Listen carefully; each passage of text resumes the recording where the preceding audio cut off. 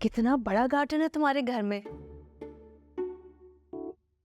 तुम तो अपने लिए सब्जियां खुद ही उगा सकती हो, पैसे भी बचेंगे, बाहर से नहीं मंगवानी पड़ेंगी।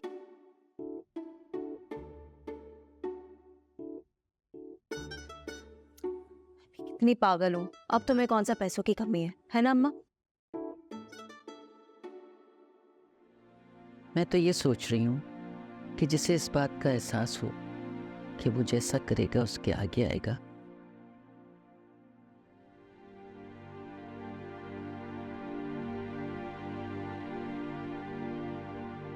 तो तुमने अपने बारे में क्यों ये नहीं सोचा? किस रास्ते पे निकल गई हो? तुम्हें पता है इसका अंजाम क्या होगा?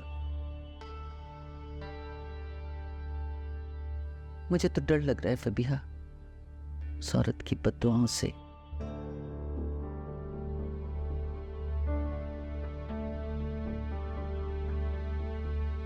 जिसका घर तोड़ के तुमने अपना आशियाना बना लिया है। अम्मी कैसी बातें करी, क्या हो गया है?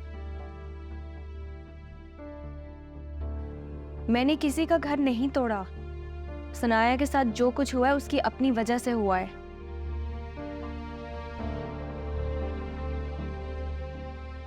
जब मर्द को औरत टाइम देगी ही नहीं तो उसके साथ यही होगा ना जो सनाया के साथ हुआ। उनके लिए उनकी प्रोफेशनल लाइफ इंपॉर्टेंट थी, ना कि अरहम। और मर्द का क्या है अम्मी, कभी भी किसी भी मोड़ पे मुड़ जाता है। उनका कसूर मेरा गुनाह मत बनाए। औरत की बद्दुआ से तो बच जाओगी फबीहा, लेकिन माँ की बद्दुआ उससे कैसे बचोगी? और उन बच्चों का सोचो जिनका बाप छिन गया उनसे। जब मैंने कुछ गलत ही नहीं किया तो मैं क्यों डरूं? आप बिला वजह ये सब कुछ सोचकर खुद को परेशान करिए और मुझे भी कर रही है। सनाया मेरे बच्चे की जान लेने की कोशिश करी थी, इसलिए अरहम ने उन्हें घर से बाहर निकाल दिया। ये तो तुम बताओगी ना फबीहा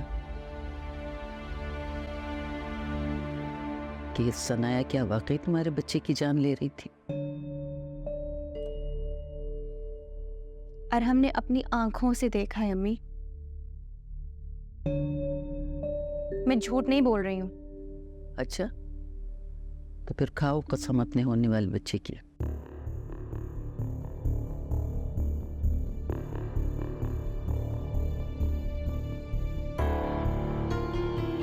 खाओ ना कसम, रुक क्यों गई?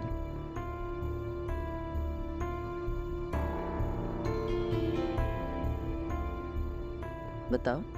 अम्मी ये बच्चा सिर्फ मेरा ही नहीं, आपका भी रिश्ता है इससे। मुझसे ज्यादा तो आपको फिक्र होनी चाहिए इसकी। आपको पता नहीं मेरी बातों पे क्यों नहीं यकीन आता।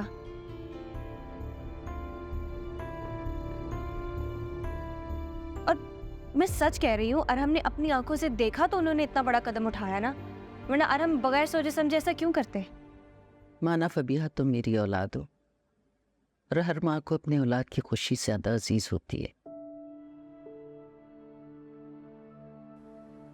लेकिन सच पूछो तो मुझे सनाया का भी बहुत दुख है और उसके बच्चों का।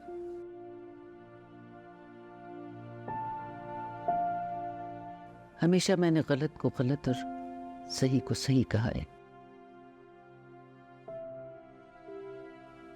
तब कैसे गलत को सही कह दो? छीनने में और मिल जाने में फर्क होता है अम्मी। मैंने कुछ किसी से छीना नहीं है, अरहम खुद आए थे मेरे पास, तो मैं अपनी किस्मत को गलत कैसे कहूं? मगर इसके बावजूद भी मैंने कोशिश की कि हम मिलकर रह लें, एक साथ रह लें, लेकिन उनकी जेलसी ने ना तो मुझे इस घर में जगह बनाने दी और ना ही अरहम के दिल में।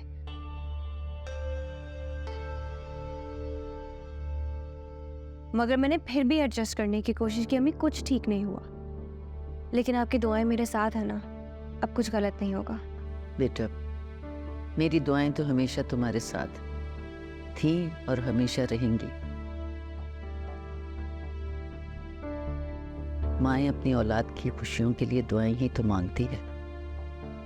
मैं हमेशा तुम्हारी खुशी के लिए दुआ गूंगा। माँ की दुआ के भी रद्द नहीं जाती अम्मी। इसी बात का तो खौफ है कि कहीं तुम्हारी खुशियों को किसी की नजर न लग जाए। खैर छोड़ो ये सब कुछ।